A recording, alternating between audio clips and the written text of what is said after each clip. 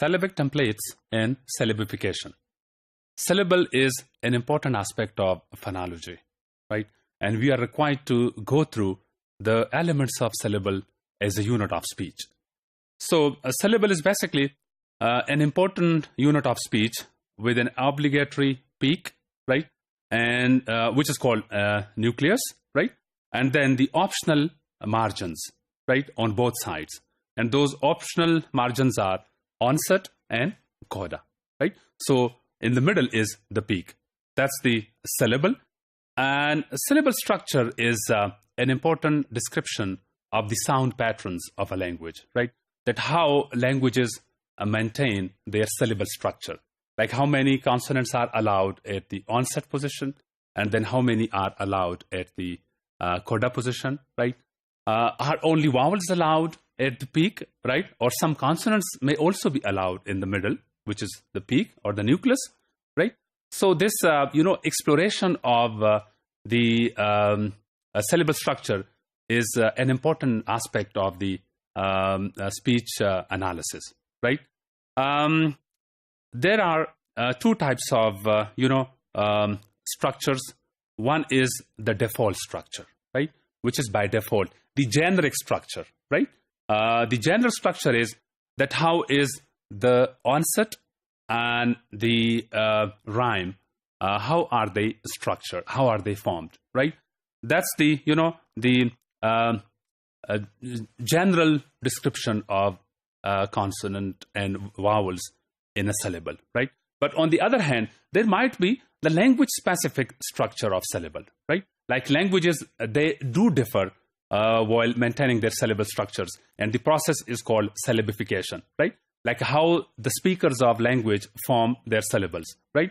So we can just either draw a syllable in the form of the universal by default structure, or we on those lines, we can also draw the syllable structure of a specific language, right?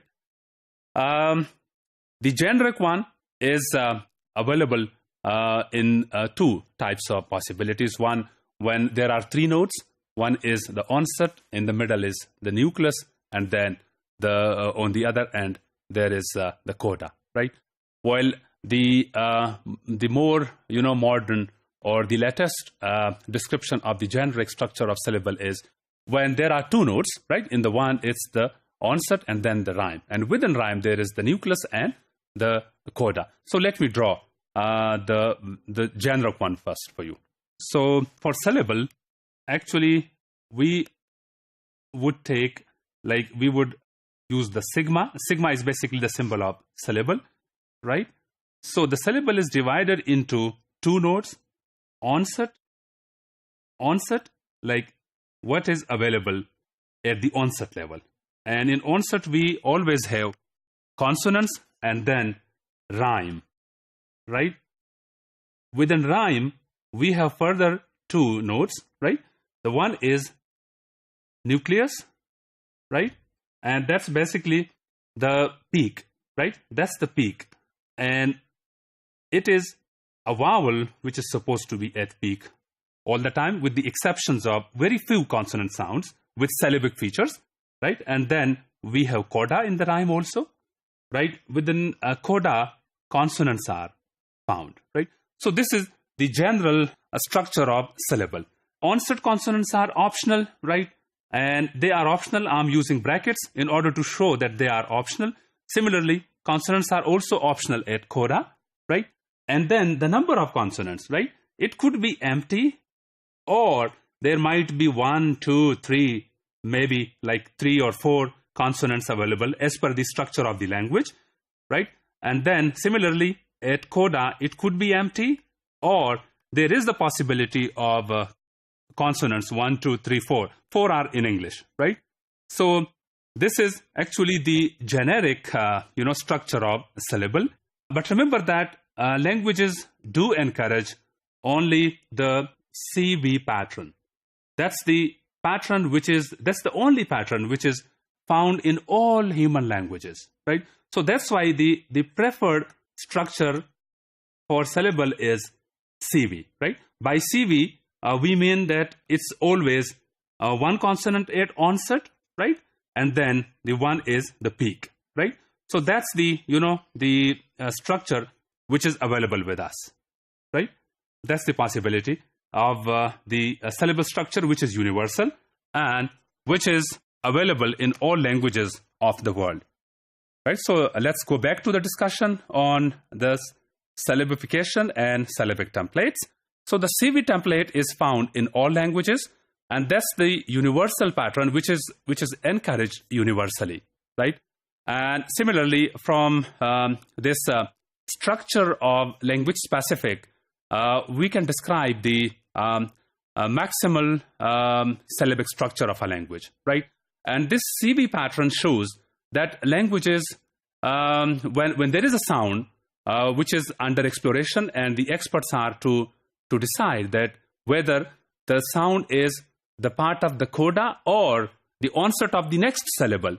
So the preference should be given to the onset, right? Because the CV is the universally encouraged structure of human languages, right? And it is encouraged by all human languages. And that's the structure which is found in abundance, even in languages who allow consonant at coda, right? Even in those languages, this CV structure is found in abundance. And there are examples that how the CV consonants, one consonant at onset and then peak, right? Like the CV structure for syllables, that is preferred by languages. Like the Hawaiian language, Honolulu, right? So CV, CV, CV. There are 4 syllables in this word, ho, no, lo, lo, right? And all are CV. Similarly, the word like Waikiki, Waikiki. So CV, CV, CV. So these are the words which give us very good examples. And then you can also look for examples from your own languages. What about Urdu, right? Does Urdu allow cluster, like 2 consonants at onset or not, right? You can think about the examples. Like there is a word in Urdu, dracht, right? Dracht. The, and then the khata, right? So that could be explored, and you can think about your other languages. And one more example that the CV pattern is encouraged by languages. The nicknames are always based on this syllabic structure, the CV structure, right? Like Kami, Nana, Baba, Pappu, Mani, Rani, right?